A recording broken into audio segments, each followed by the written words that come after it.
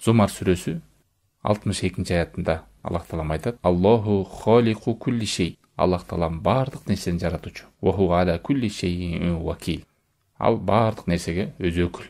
Ушунун бирөөнө да шек келтирбестен, шек санабастан ишеним.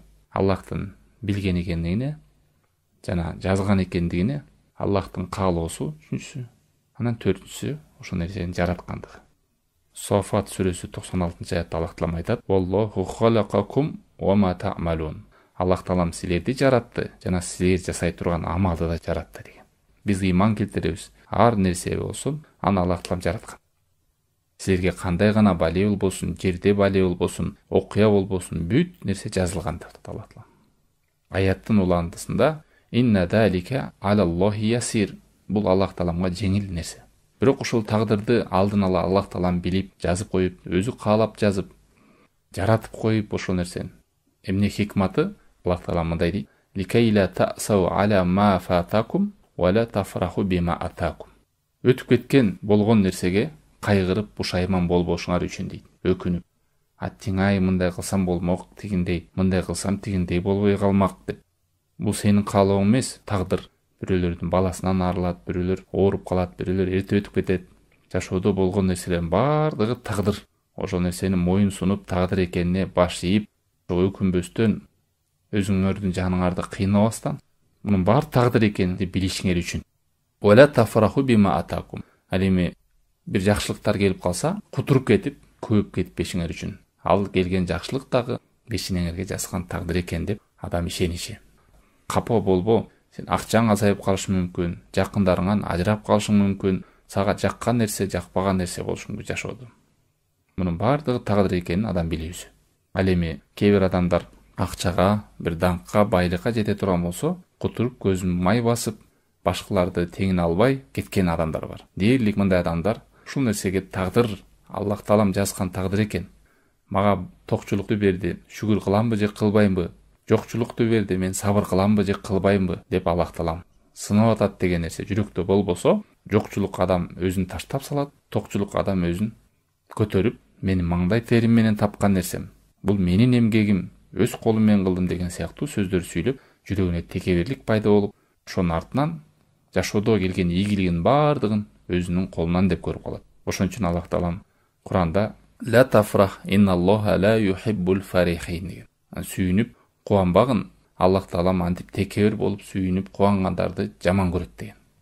Ва фариху бил хаяти дунья ва мал хаяту дунья фил ахирати илля мата. Алар дүйнөгө жеткен бир жакшылыктар үчүн кубанып сүйүнүшөт, бирок бул дүйнөдөгү кубаныч акыретке салыштырмалуу бир арзыбаган гана нерсе дейт Аллах Таалам. Ошондо сүйүнүч дегенди экиге бөлүнөт. Бир сүйүнүч кубануу бар, ал жакшы нерсе. Экинчи сүйүнүү кубануу бар, ал жаман нерсе. Жаман сүйүнүп кубанган нерсе ошол жашоодо бир келген ийгиликтерди адам өзүнөн деп көрүп, өзүнүн маңдай терим, бешенем, менин аракетим, мен болбосом эмне болмок деп ийгиликтин бардыгын өзүнө таандык кылат дагы, ошонун артынан өзгөлөрдүн бардыгын жалкоо көрүп, өзүн акылдуу гана көрүп, ошонун артынан текебер пайда болот, көзүн май басат. Ушундай кубанууну Аллах Таалам жек көрөт.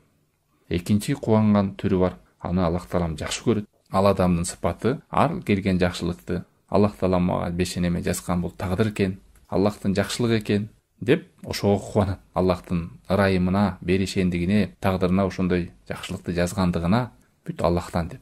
Юнус сүрөсү 58 аятында айткандай: "Кул би фадлиллахи ва би рахматихи фабидалика фальяфраху". Айткын эй Мухаммад, алар Аллахтын берген жакшылыгына, ырайымына, ошондой жакшылыкка кубансын. Алар топтогон байлыктан дагы бул жакшы нерсе деп. Алымдар, муфассирлер айтат, бул эмне десе, бул иман.